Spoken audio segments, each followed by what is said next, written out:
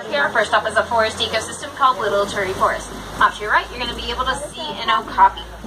They do have stripes on their side. It makes it look like they're relatives of the zebra, but they're the only living relative of the giraffe. They do have very similar bone structure, just on a smaller scale, and they were thought to be a myth for the longest time and weren't documented by Western civilization until about 1901. I do believe that one's a female. The males have protruding knobs on top of their head called ossicones. And sometimes out by the water here we can see some black rhinoceros. They are a pretty rare sight though. There's less than 5,000 of them left in existence. They are being poached pretty much daily out in the wild for their horns that are made of keratin. It is the same material found in your hair and nails. Some people believe it has a medicinal property to it, although science has proven this is certainly not the case. No real reason to be poaching for those horns out in the wild, mainly because keratin can be found right at your fingertips. Now, animals in a forest ecosystem are facing a lot of habitat loss too, mainly caused by deforestation. So definitely we have ways of helping them out in the wild. By recycling a little bit more consciously and aggressively, especially those paper products, we can definitely help them out. Or instead of using a lot of paper products and recycling them, then reusing them, you can go ahead and replace your papers with reusable products instead. Alright, we're going to travel further into the forest now since it was a little quiet there. And the further we go, we are going to get to a river. This river is called Sapi River. It's home to the Nile crocodile and Nile hippopotamus. Now, the hippopotamus will, majority of the time, only look like a shadow in the water. They do spend a majority of the day there to stay cool. They can hold their breath around 8 minutes at a time underneath the water as well.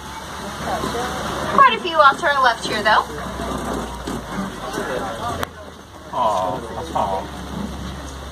They get around 5,000 pounds. A group of them can be called a bloat. They can open their mouths 5 feet wide and have the power to break a watermelon with their jaw.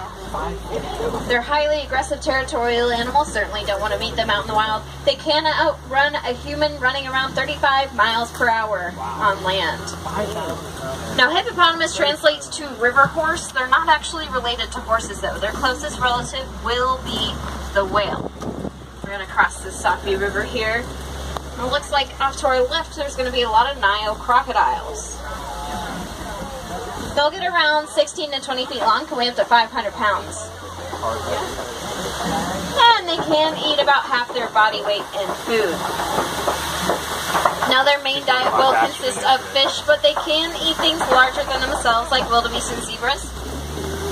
And that's with the help of their bite pressure. That's around 2,000 pounds per square inch. Definitely tough enough to bite through bone. They do lose quite a few teeth as well, but luckily for them, unlike humans, they can continually replace their teeth throughout their lifetime. Alright, looks like the forest tree canopy is opening up here. We're heading out of the forest into a savanna ecosystem. A lot of different plants and animals out this way. Some you're going to recognize, some perhaps not. I do see a baobab tree on our right. Baobab trees are called upside down trees by locals because those branches look like roots. They're leafless like you see. They're 9 months out of the year to conserve water they hold in their trunks. That water can be used by animals on the savanna during times of drought when water is very scarce. Now, savanna ecosystems are very open and flat compared to a forest, as you can tell, so there's fewer places to hide. Animals here rely heavily on mobility and agility, and animals in the forest rely more heavily on camouflage. The animals you're going to see with big white horns off to your right are Ankole cattle, the only domesticated animals you'll see on the reserve, also called Watusi cattle after the Watusi tribe that first domesticated them. Their horns get around 6 feet long. They're not too heavy though. They're slightly hollow inside with a honeycomb structure and blood vessels. A couple of giraffes up ahead as well. They do get around 20 feet tall. And a group of them standing together can be called a tower. They do tend to tower over the other animals of the savanna. And sometimes off to the left here in the caves you can see some predators that like to take advantage of the shelter here. And yesterday there was a hyena. Not seeing much at the moment though. No, there's a hyena. So we'll keep traveling through and get a better look at these giraffes. Now these giraffes have very jagged patches. I do believe they're Maasai giraffes, one of several subspecies. The ones on your safari guide are reticulated giraffes. They have a more net-like appearance to their coats. Ooh, that's a Their necks lightning. aren't really long, but they do have the same number of bones in their neck as a human, only 7, obviously on a much larger scale. He's getting something to eat. Their tongues are their best tool, highly prehensile, used exactly like a hand to grip leaves off the underside of tree canopies, and on average they get around 18 inches long. If you were a giraffe, your tongue would be the length from your elbow to your wrist. Oh, look at your neck right here. Hey, bye. Oh, wow. Hey, what's up? Aww. And up ahead, off to the left and right, we're going to see Patterson Zealand, the largest antelope you'll see on the reserve. Males can get up to 6 feet tall at the shoulder and weigh up to 2,000 pounds. And they can leap with that 2,000 pounds around 8 feet into the air from a standing position. It's about eye level with us.